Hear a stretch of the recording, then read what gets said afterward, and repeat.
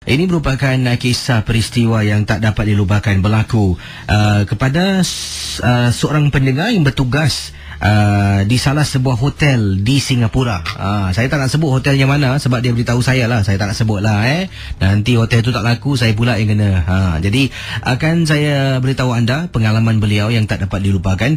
Dan sebenarnya rakan kita ni yang kirim akan kisah beliau ni bekerja sebagai bellboy part time katanya. Dia ni adalah seorang budak sekolah lah, seorang pelajar di salah sebuah politeknik di Singapura. Jadi nak cari duit lebih semasa cuti sekolah ni, dia ikut kawannya bekerja bellboy di salah sebuah hotel di Singapura. Hotel ni bukan hotel 5 bintang, bukan hotel 4 bintang pun.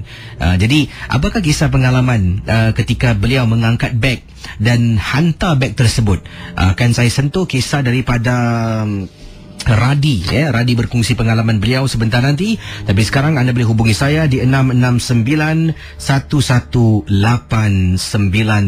Silakan 669-11897.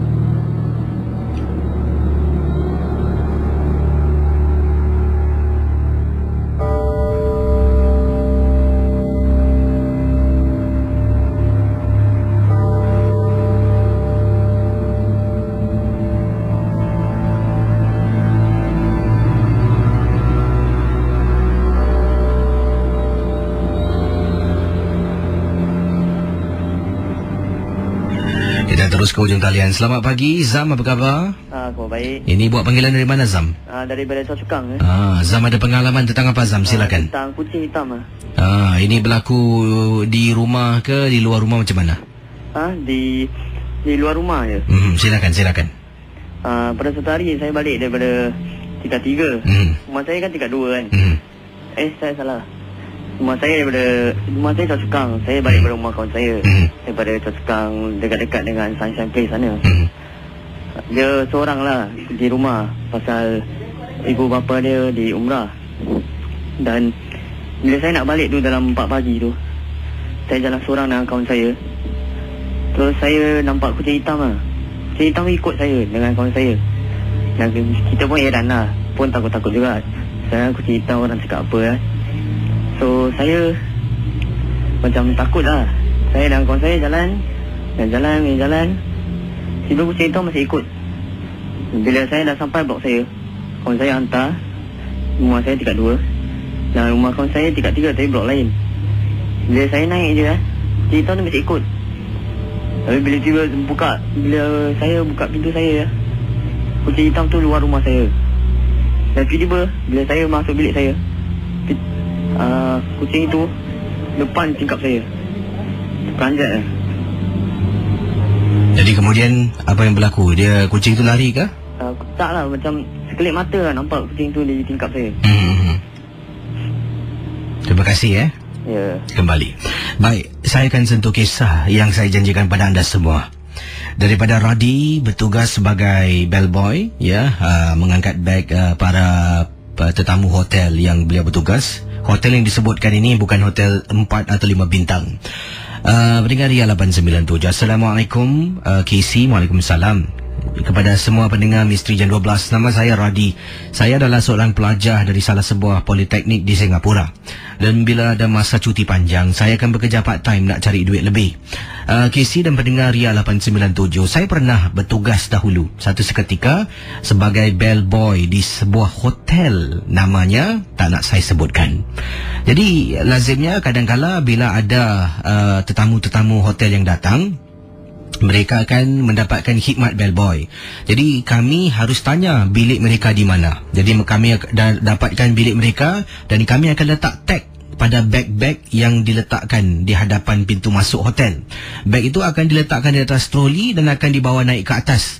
Dan kadang-kala ada yang dah sampai, dah dapatkan kunci bilik hotel, ada yang tak naik. Ada yang suruh kami bawa naik beg mereka dulu dan terus mereka keluar pergi berjalan-jalan lah. Mungkin makan ataupun bersia-sia. Jadi pernah sekali ni dalam saya bertugas sebagai part time lah bellboy di sebuah hotel yang disebutkan namanya di sini. Ada pelancong saya rasa dari Indonesia datang ke Singapura. Dia pun minta tolong saya, katanya boleh tak hantarkan beg di biliknya. Jadi bila kami hantar beg ni, kami tak masuk dalam. Kami akan letak depan bilik tuan tersebut lah. Tapi kali ni tuan tu katakan jangan letak luar. Katanya kamu boleh tolong tak masukkan beg ini dalam bilik. Jadi saya pun minta izin dengan ketua saya. Kami mendapat kunci. Setelah mendapat kebenaran, barulah saya tolak beg tu seorang diri dengan troli yang digunakan. Jadi sebanyak lebih kurang ada 4 beg KC. Saya tolak naik lift sampai bilik hotel tersebut. Sunyi sepi koridor di lantai yang dimaksudkan. Saya jalan seorang diri. Waktu tu walaupun petang hari, tapi rasa seram sangat-sangat. Saya pun tolak beg sampai biliknya. Saya pun masuk ke dalam bilik. Bila saya buka pintu, saya terasa macam ada orang baru masuk tandas. Serentak KC, tolak pintu sedikit, pintu tu renggang, macam ada orang masuk tandas. Saya rasa tak sedap hati ini. Tiba-tiba bulu rumah saya meremang. Kata Radi, tak apalah, saya tolak habis. Kemudian saya angkat satu persatu beg. KC, beg mereka semua berat. Jadi saya tak boleh angkat 2 beg dalam satu masa yang sama. Saya angkat satu, saya letak atas lantai, saya tarik, letak betul-betul tepi katil. Saya keluar, ambil satu lagi, saya tarik. Kami tidak dibenarkan menolak troli masuk ke dalam bilik yang ada. Jadi sampaikan bila saya dah angkat beg yang ketiga, saya tarik, saya datang balik keluar, beg yang keempat KC dah diangkat letak tepi pintu. Tiba-tiba saya rasa meremang, takut sangat-sangat. Siapa yang angkat beg tu? Sedangkan saya tahu beg yang keempat ni ada di atas troli betul-betul depan pintu.